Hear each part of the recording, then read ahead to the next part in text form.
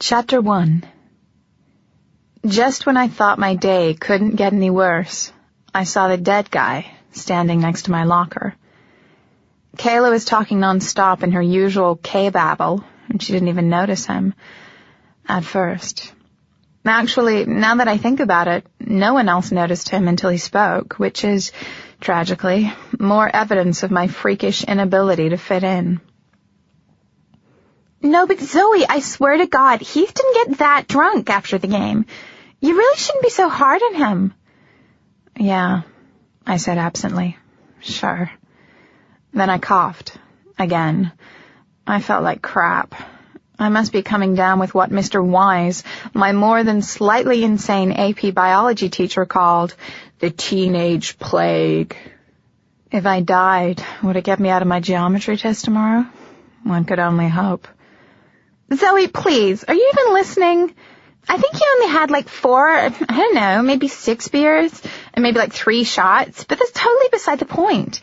He probably wouldn't even have had hardly any if your stupid parents hadn't made you go home right after the game. We shared a long, suffering look, in total agreement about the latest injustice committed against me by my mom and the step-loser she'd married 3 really long years ago. Then, after barely half a breath break, Kay was back with the babbling. Plus, he was celebrating. I mean, we beat Union. Kay shook my shoulder and put her face close to mine. Hello, your boyfriend... My almost boyfriend, I corrected her, trying my best not to cough on her. Whatever. Heath is our quarterback, so of course he's going to celebrate. It's been like 1,000,000 years since Broken Arrow beat Union. 16. I'm crappy at math, but Kay's math impairment makes me look like a genius. Again, whatever. The point is, he was happy. You should give the boy a break. The point is that he was wasted for like the 5th time this week. I'm sorry, but I don't want to go out with a guy whose main focus in life has changed from trying to play college football to trying to chug a 6-pack without puking, not to mention the fact that he's going to get fat from all that beer. I had to pause to cough. I was feeling a little dizzy and forced myself to take slow, deep breaths when the coughing fit was over. Not that K-babble noticed. Ew, Heath, fat? Not a visual I want. I managed to ignore another urge to cough. And kissing him is like sucking on alcohol-soaked feet. Kay scrunched up her face. Okay, sick. Too bad he's so hot. I rolled my eyes, not bothering to try to hide my annoyance at her typical shallowness. You're so grumpy when you're sick. Anyway, you have no idea how lost puppy-like Heath looked. After you ignored him at lunch, he couldn't even... Then I saw him. The dead guy. Okay, I realized pretty quick that he wasn't technically dead. He was undead. Or unhuman. Whatever. The scientists said one thing, people said another, but the end result was the same. There was no mistaking what he was, and even if I hadn't felt the power and darkness that radiated from him, there was no frickin' way I could miss his mark. The sapphire blue crescent moon on his forehead, and the additional tattooing of entwining knotwork that framed his equally blue eyes. He was a vampire, and worse, he was a tracker. Well, crap, he was standing by my locker. Zoe, you're so not listening to me. Then the vampire spoke, and his ceremonial words slicked across the space between us, dangerous and seductive, like blood mixed with melted chocolate. Zoe Montgomery, night has chosen thee. Thy death will be thy birth.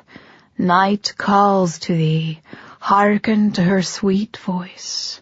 Your destiny awaits you at the house of night.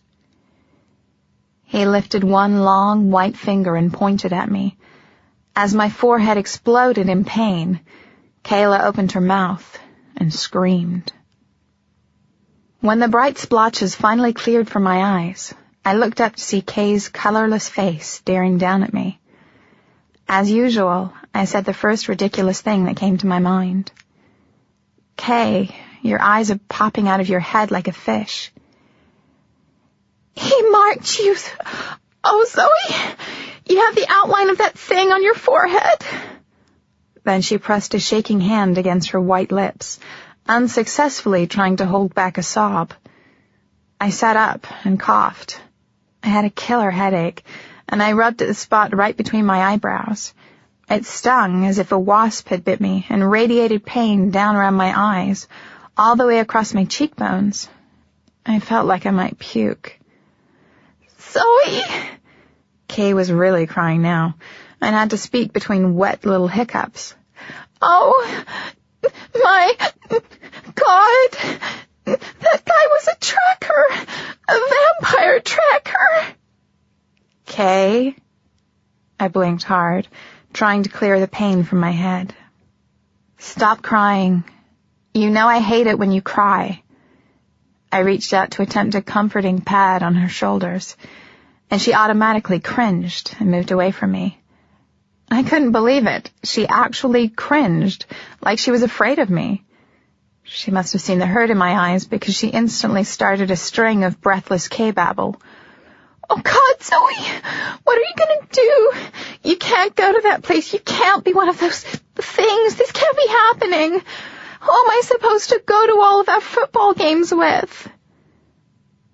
I noticed that all during her tirade, she didn't once move any closer to me. I clamped down on the sick, hurt feeling inside that threatened to make me burst into tears. My eyes dried instantly. I was good at hiding tears. I should be. I'd had 3 years to get good at it. It's okay. I'll figure this out. It's probably some bizarre mistake, I lied. I wasn't really talking. I was just making words come out of my mouth. Still grimacing at the pain in my head, I stood up. Looking around, I felt a small measure of relief that Kay and I were the only ones in the math hall, and then I had to choke back what I knew was hysterical laughter.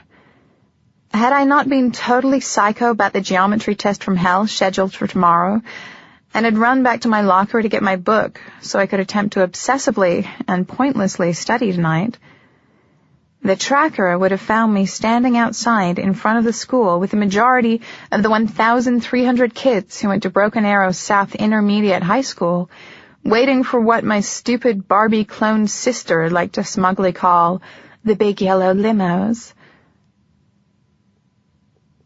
I have a car, but standing around with the less fortunate who have to ride the buses is a time-honored tradition, not to mention an excellent way to check out who's hitting on who. As it was, there was only one other kid in the math hall, a tall, thin dork with messed-up teeth, which I could, unfortunately, see too much of because he was standing there with his mouth flapping open, staring at me like I'd just given birth to a litter of flying pigs. I coughed again, this time a really wet, disgusting cough. The dork made a squeaky little sound and scuttled down the hall to Mrs. Day's room, clutching a flat board to his bony chest. Guess the chess club had changed its meeting time to Mondays after school.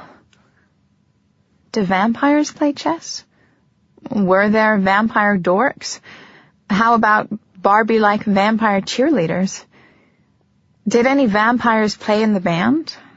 Were there vampire emos, with their guy-wearing girls' pants weirdness, and those awful bangs that cover half their faces?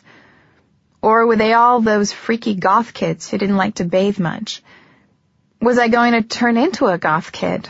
Or worse, an emo?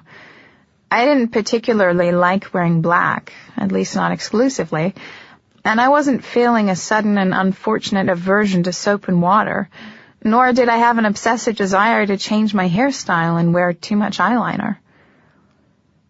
All this whirled through my mind while I felt another little hysterical bubble of laughter try to escape from my throat, and was almost thankful when it came out as a cough instead. Zoe, are you okay? Kayla's voice sounded too high, like someone was pinching her, and she'd taken another step away from me.